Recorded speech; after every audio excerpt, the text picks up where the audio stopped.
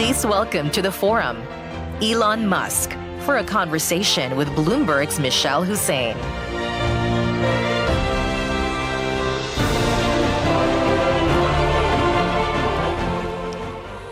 Hello, everyone, and Elon Musk, welcome to Qatar Economic Forum. How are you? Thank you for having me. I'm fine. How are you?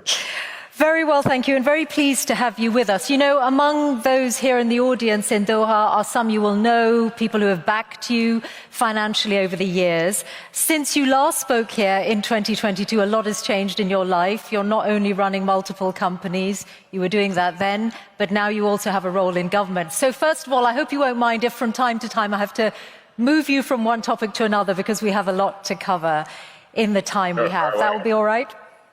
Okay. Yeah, well, let's start then with exactly the fact that you now have this combination of being a CEO and having a role as a government advisor. Tell me about your week. How does it work? What's the split of your time?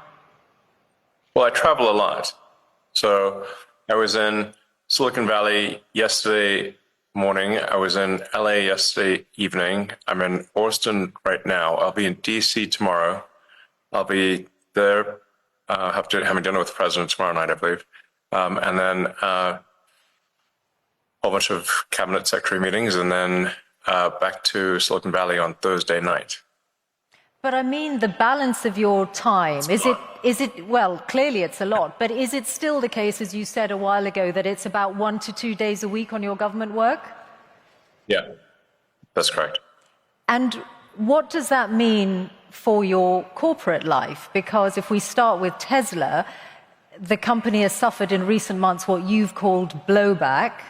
So what is your plan for turning that around, the declining sales picture? And by what stage do you think you're going to be able to turn it around? Oh, it's already turned around. Give me some evidence for that. I've just been looking at the sales figures for Europe in April, which show very significant declines in the big markets. Europe is our weakest market. We're strong everywhere else.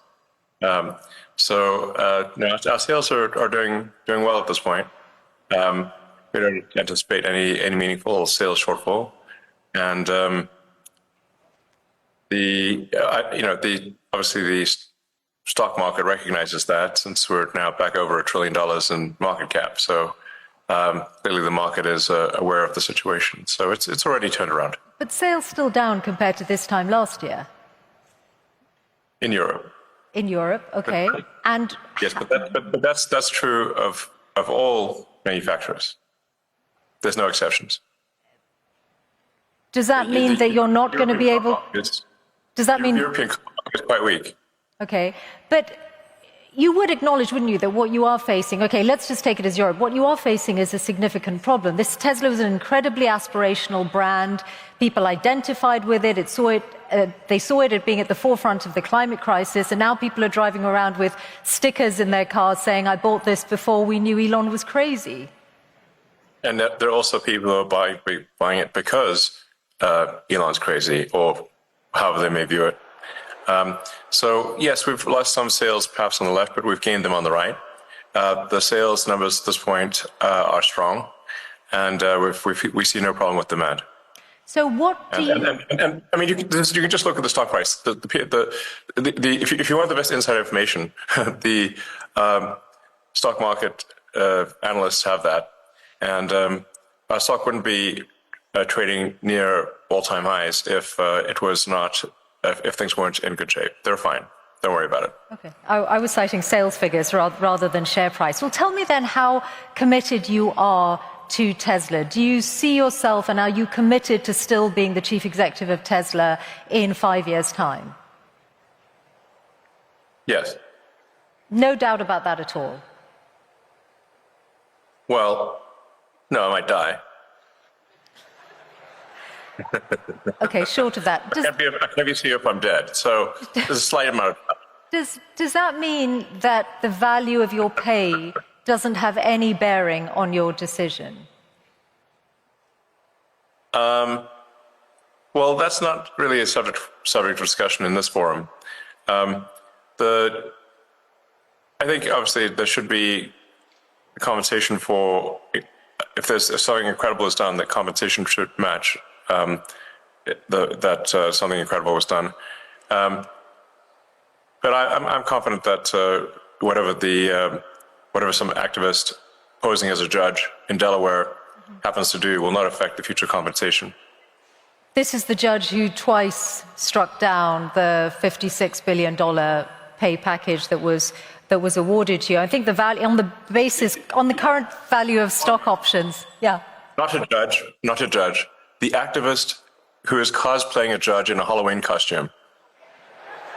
Okay, that's your characterization. I think yes. On the current value of stock options, I think the actual justice according to the law. On the current value of stock options, I think the value of that pay package stands at about $100 billion. Are you saying you are relaxed about the value of your future pay package? Your decision to be committed to Tesla for the next 5 years, as long as you are still with us on this planet, is completely independent of pay? No. It's not independent. So pay is a relevant factor then to your commitment to Tesla? A sufficient voting control such that I cannot be ousted by activist investors is what matters to me. And I've said this publicly many times. But let's not have this whole thing be a discussion of my alleged pay. It's not a money thing. It's a reasonable control thing over the future of the company, especially if we're building millions, potentially billions of humanoid robots. I can't be sitting there and wanting to get tossed out by, for political reasons, by activists. That would be unacceptable. That's all that matters. Now let's move on. Okay. Well, just one question. Now let's move on. Well, one question before we move on to other companies, which is that I wonder if some of what has happened to Tesla in the last few months, did you take it personally? Yes. And did it make you regret or think twice about your political endeavors?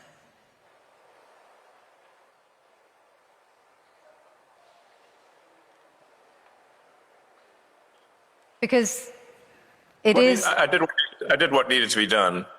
The violent antibody reaction, and I'm not someone who's ever committed violence, and yet massive violence was committed against my companies. Massive violence was threatened against me. Who are these people? Why would they do that? How wrong can they be? They're on the wrong side of history. And that's an evil thing to do. To go and damage some poor innocent person's car, to threaten to kill me. What's wrong with these people? I've not harmed anyone.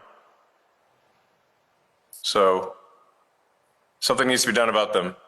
And a number of them are going to prison, and they deserve it.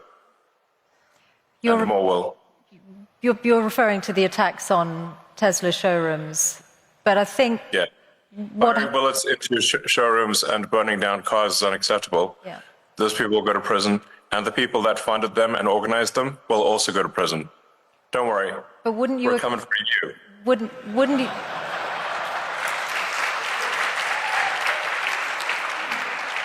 But wouldn't you acknowledge that some of the people who turned against Tesla in Europe were upset at your politics, and very few of them would have been violent in any way. They just objected to what they saw you say or do politically.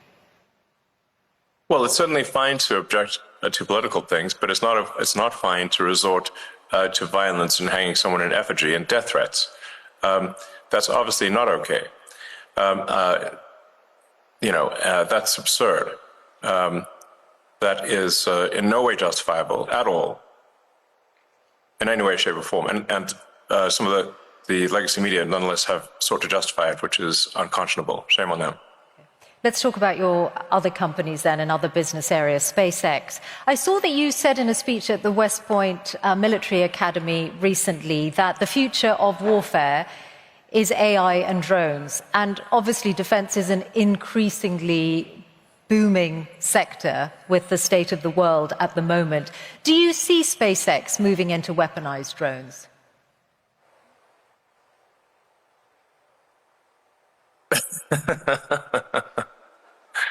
You certainly ask interesting questions. that are impossible to answer. SpaceX is it's the space launch leader. So SpaceX doesn't do drones.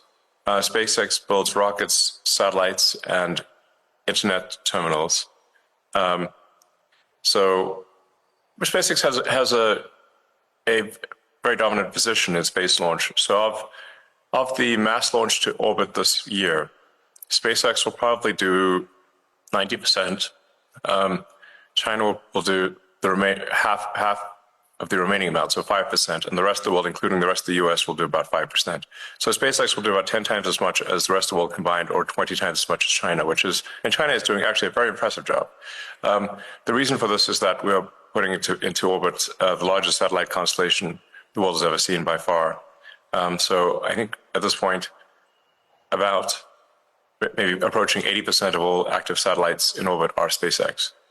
And they're providing high bandwidth global connectivity throughout the world. In fact, this connection is on a SpaceX connection. So I think this is a very good thing because it means that we can provide low-cost, high bandwidth internet to parts of the world that don't have it or where it's very expensive. And I think the single biggest thing you can do to lift people out of poverty and help them is giving them an internet connection. Because once you have the internet connection, you can learn anything for free on the internet. And you can also sell your goods and services to the global market.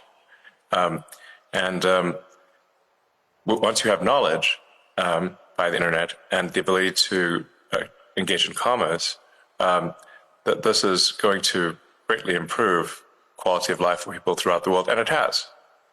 And I'd just like to thank anyone in the audience who may have been helpful in, with Starlink and getting it to approved in their country. And I think it's doing a lot of good in the countries that have approved it, which is, I think at this point, 130 countries are very happy with it. I don't currently anticipate SpaceX getting into the weapons business. That's not an aspiration. We're frequently asked to do weapons programs, but we have thus far declined. Do you envisage SpaceX or indeed Starlink as a separate entity publicly listing in the near future or at all? It's possible that Starlink may go public at some point in the future. And what would be the time frame? What kind of time frame are you considering? I'm in no rush. I'm in no rush to go public. Public is, I guess, a way to potentially make more money, but at the expense of a lot of public company overhead and inevitably a whole bunch of lawsuits, which are very annoying. So really something needs to be done about the shareholder derivative lawsuits in the US because it allows plaintiffs' law firms who don't represent the shareholders to pretend that they represent the shareholders by getting a puppet plaintiff with a few shares to initiate a massive lawsuit against the company.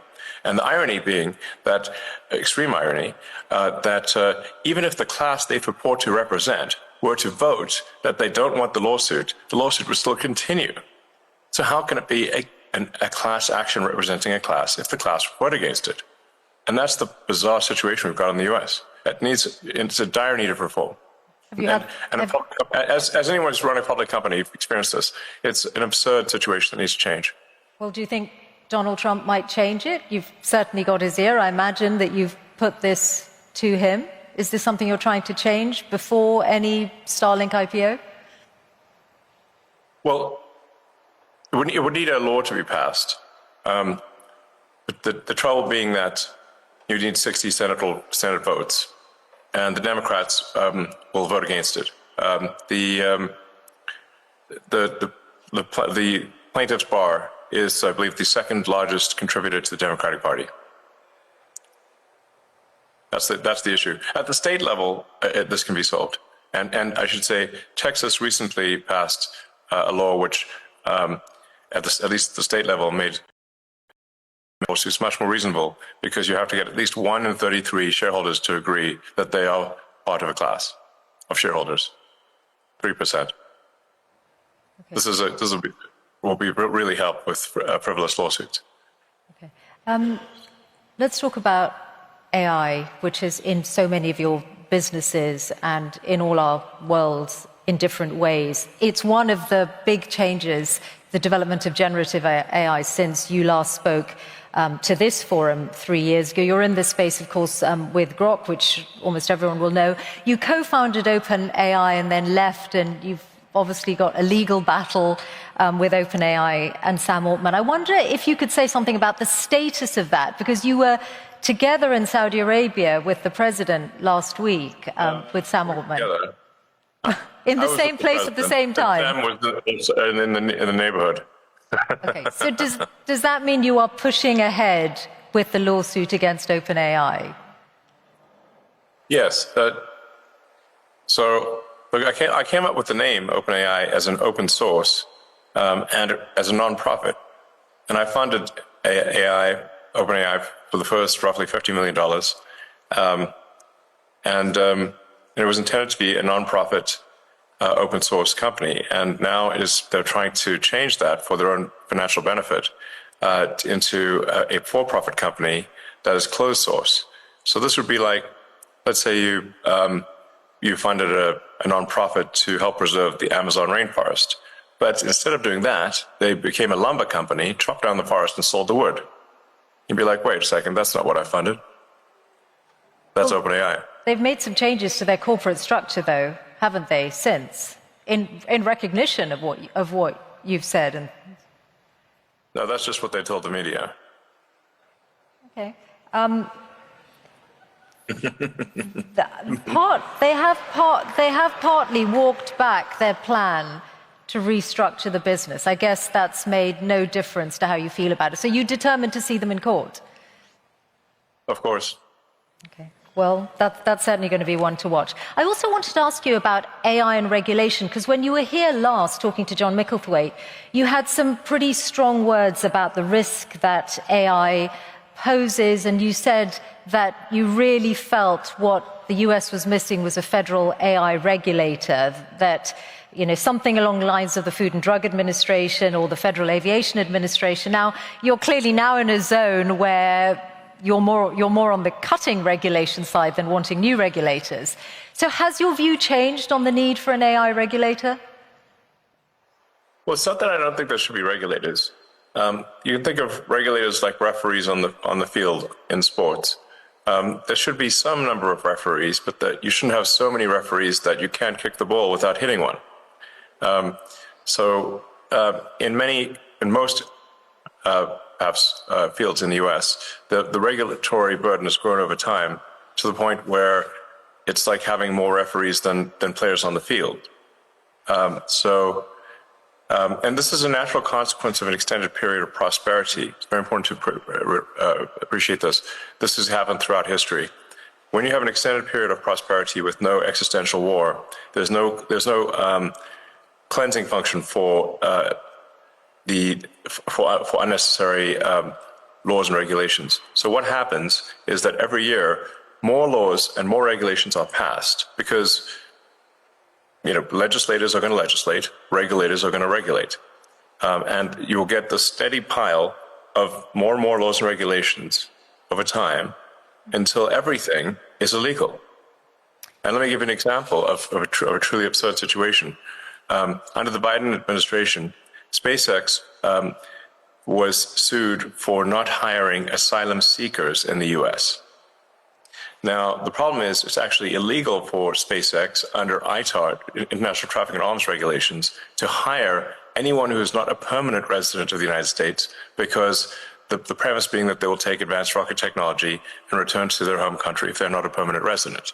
So we're simultaneously in a situation where it is illegal to hire asylum seekers and is also illegal to hire asylum seekers. And the Biden's Department of Justice chose to prosecute us despite both paths being illegal.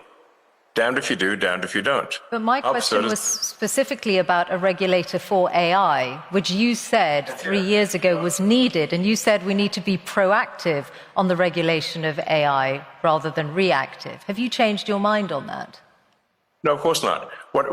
No, of course not. What I'm saying is that there should be some referees on the field, a few referees, but you shouldn't have a field jam-packed with referees such that you could not kick a ball in any direction without hitting one. So the fields that have been around for a long time, such as automotive, so aerospace, the sort of food and drug industries, are over-regulated, but the new fields, like artificial intelligence, are under-regulated. In fact, there is no regulator at all. So there should be. Do you still think that? Yes, I'm simply saying, which I think is just basic common sense, that you want to have at least you want to have a few referees in the field. You don't want to have an army of referees, but you want to have a few referees on any given field, in any given sport, or even any given arena, industrial arena, to help that public safety is taken care of. But you don't want to have so there's a proper number of referees. Like I said, it's actually very easy to visualize this when compared to sports. If the whole field is packed with referees, that would look absurd. But if there were no referees at all, your game's not going to be as good. Okay, so let's then talk about your new world, your role advising government. You are in this unique and unprecedented position of having billions of dollars worth of contracts with the federal government yourself, mostly through SpaceX, and also now an insider's knowledge of it because of Doge. Can you see that there is a conflict of interest or a potential conflict of interest in broad terms just through that very fact?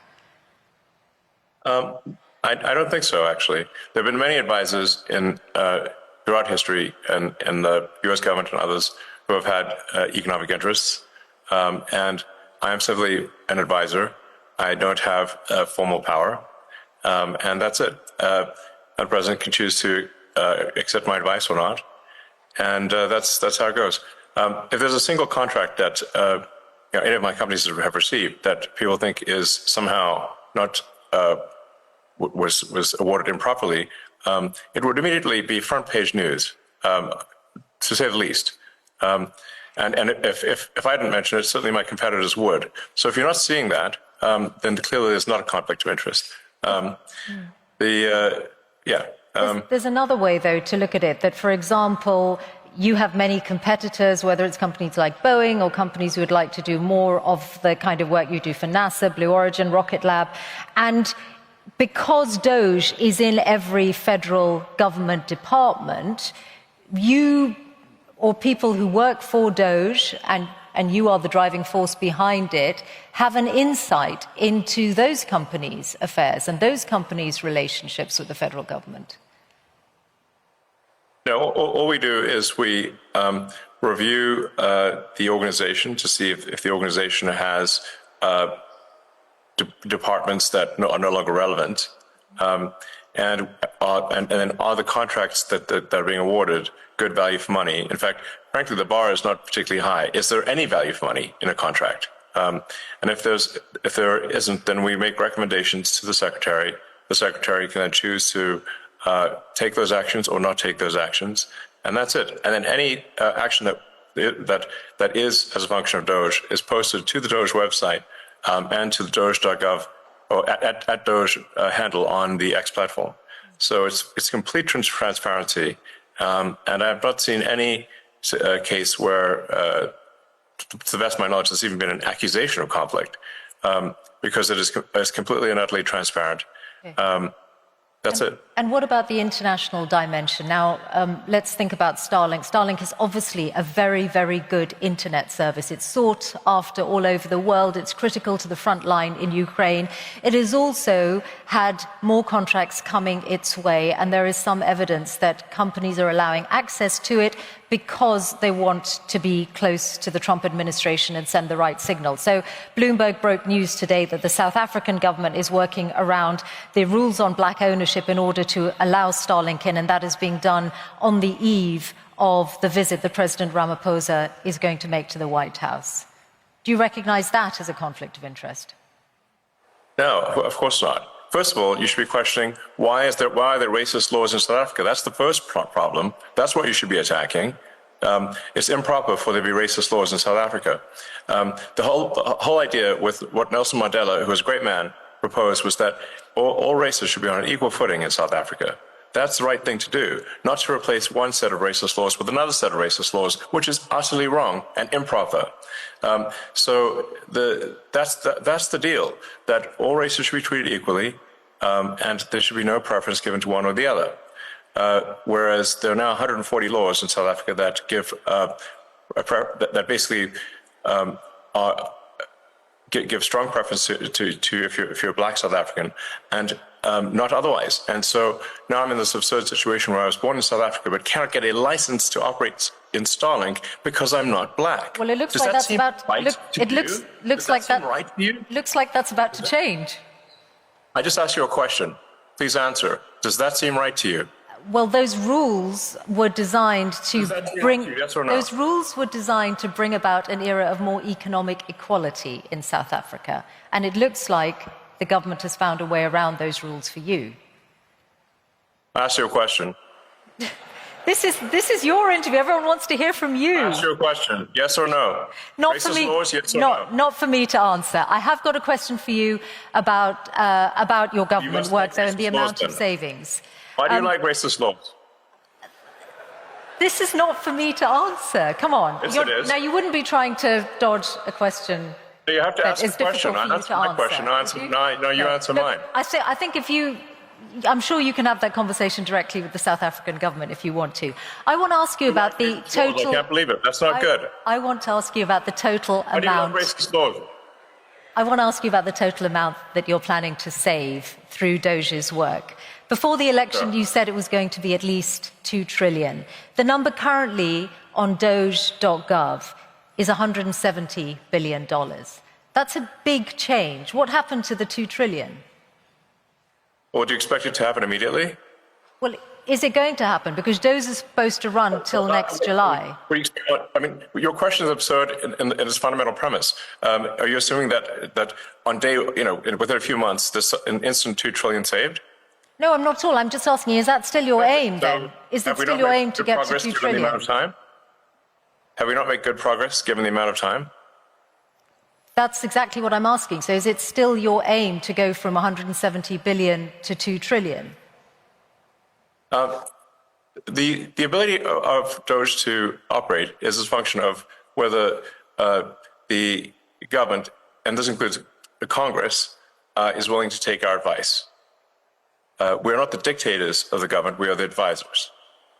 And so we can advise, and the progress we've made thus far, I think, is incredible. The Doge team has done incredible work. But the magnitude of the savings is proportionate to the support we get from Congress and from the executive branch of the government in general. So we're not the dictators, we are the advisors. But thus far, for advisors, the Doge team, to their credit, has made incredible progress. You've talked about $4 billion a day being saved, but that won't get, which is, and I think everyone can agree that combating waste and inefficiency in government is a very good thing. But if you add that up, it's not going to get to 2 trillion over the lifetime of Doge. I'm sorry? The 4 billion a day, if Doge is going to run till next July, is not going to get you to $2 trillion. But you still say it's your aim, so we'll take that as read. There's what Doge... I mean, I feel you're somewhat trapped in the NPC dialogue tree of a traditional journalist. So it's difficult when I'm conversing with someone who's trapped in the dialogue tree of a conventional journalist, because it's like talking to a computer. Doge is an advisory group. We are doing the best we can as an advisory group. The progress made thus far as an advisory group is excellent. I don't think any advisory group has done better in the history of advisory groups of the government. Now, we do not make the laws, nor do we control the judiciary, nor do we control the executive branch. We are simply advisors. In that context, we are doing very well. Beyond that, we cannot take action beyond that because we are not some sort of imperial dictator of the government. There are three branches of the government that are to some degree opposed to that level of cost savings. But nonetheless, let's not criticize whether there's 4 trillion, and instead look at the fact that 160 billion has been saved, and more will be saved too. And as I said, I think everyone can agree that cutting waste and indeed fraud in any government and being responsible with taxpayers' money is a very good thing. So yes. I can see that you're proud of that work. I do want to ask you about US aid and the comments that Bill Gates made the other day, and I know that you called him... Yeah, he's a huge liar. I know, you've said that already. I wondered... Also, and I'm just... Who does Bill Gates think he is to make comments about the welfare of children, given that he frequented Jeffrey Epstein? Okay, well... He said he regrets those, and he spent a lot of his own money on philanthropy around the world over the years. My question to you is: have you looked at the data to check if he might be right that the cuts to USAID might cost millions of lives? Yes. I'd like him to show us any evidence whatsoever that that is true. It's false. What we found with USAID cuts, and by the way, they haven't all been cut. The parts of USAID that we found to be even slightly useful were transferred to the State Department. So they've not been deleted; they've simply been transferred to the State Department. But many times over with USAID and other organizations, when they said, "Oh well, this is going to help, children, or it's going to help some."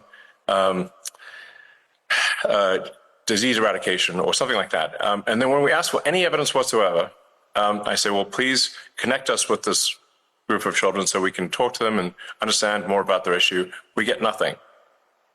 They don't even try to come up with a show orphan, meaning like this sort of like, well, can we at least see a few kids? Like, where are they? If they're in trouble, we'd like to talk to them and talk to their caregivers. Okay, well, and then we get nothing as a response, because it's what we find is an enormous amount of fraud and graft. Okay, let me put this example to you. Very little of it actually gets to the kids, if anything at all. Okay, let me put this example to you, because you grew up in South Africa, so you'll know the impact of HIV/AIDS well. And this is why I asked about the data. The US led on international efforts to combat HIV/AIDS treatment, prevention, and there's an initiative called PEPFAR, which is credited with saving 26 million lives in the last 20 years. It was part of the foreign aid freeze, then there was a limited waiver. Its services are disrupted, and UN aid says if permanently discontinued, there will be another 4 million AIDS-related deaths by 2029. So if you look at that example, which is backed up by data, in 2023, 630,000 people died of AIDS-related illnesses, then perhaps Bill Gates' figures are not wrong. Millions of lives could be lost. First of all, the program, the AIDS medication program is continuing. So your fundamental premise is wrong. It is continuing. Now, do you have another example? Elon, not in its entirety. It is false. Not in its entirety. There's a limited waiver, and UNAIDS have said that not all of the services that were previously funded by USAID are continuing. So that's why I put that example to you. Okay, well, which ones aren't being funded?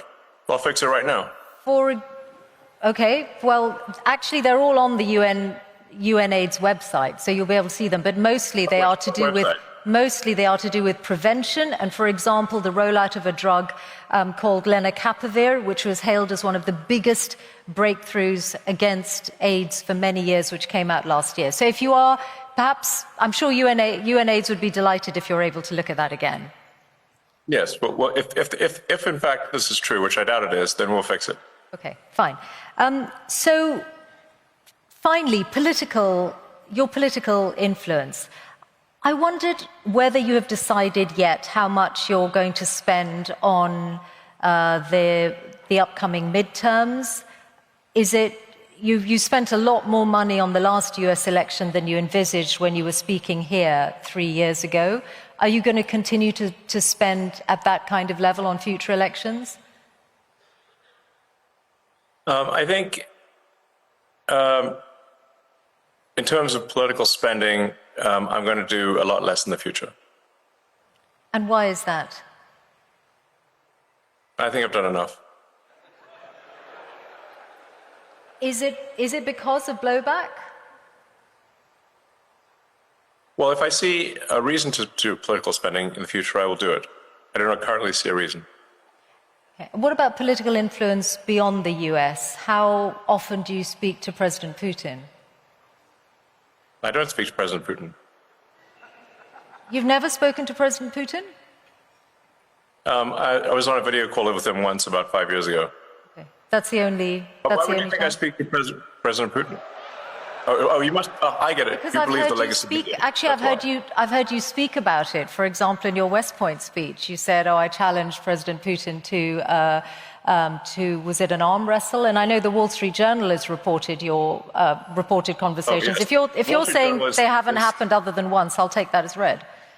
Is there a worse publication on the face of the earth than the Wall Street Journal? I wouldn't use that to line up my cage for parrot droppings. That newspaper is the worst newspaper in the world. If there's one newspaper that should be pro-capitalist, it's the one with Wall Street in the name. But it isn't. So I have the very lowest opinion of the Wall Street Journal. Absolute nonsense. And you clearly believe the tripe that you've read in those papers. I read very widely, and I'm putting these questions to you so that you have an opportunity to respond to them, which you are, and for which we're all grateful to hear your responses. Yes. Okay, we are out of time. So you mentioned me challenging. I did so on the X platform. I challenged Vladimir Putin to single combat over the. But I didn't talk to him. That was a post on the X platform. Great. That's why I asked you, and you've clarified and explained. Thank you. That's why I was asking whether you have had reported conversations, and you said you haven't, other than a video call. Okay. Typical legacy media lies. Okay. Listen, I actually thought I might give Grok the last word, because when I asked Grok what your hardest challenge is, it said the strain of managing multiple high-stake ventures amid financial, regulatory and public relations crises. And I wondered whether you recognize that characterization and whether you do think that this is a pivotal year in your life. Well, every year has been somewhat pivotal, and this one's no different. In terms of interesting things that hopefully are accomplished this year, getting Starship to be fully reusable, so that we catch both the booster and the ship, which will be the first fully reusable orbital rocket ever in history, would be a profound breakthrough, as the essential breakthrough necessarily to make life multiplanetary and ultimately become a spacefaring civilization. We've got Neuralink, which is now helped 5 patients restore capability using the telepathy implant, where they're able to control a computer simply by thinking. We'll be doing our first patient to restore sight with our blind sight implant, which is either end of this year or early next. In fact, that first patient might be in UAE, since we have a relationship with UAE and the Cleveland Clinic there. I think what's running on the AI front, we are close to what you might call AGI, or digital superintelligence. I think we are seeing an explosion in digital superintelligence here. And then we've got at Tesla we'll be launching unsupervised autonomy, basically self-driving cars with no one in them, in Austin next month. So it's a big year for sure. Many other things in the works too. Okay. I'm a technologist first and foremost. Elon Musk, thank you very much for joining us here at Qatar Economic Forum. Thank you.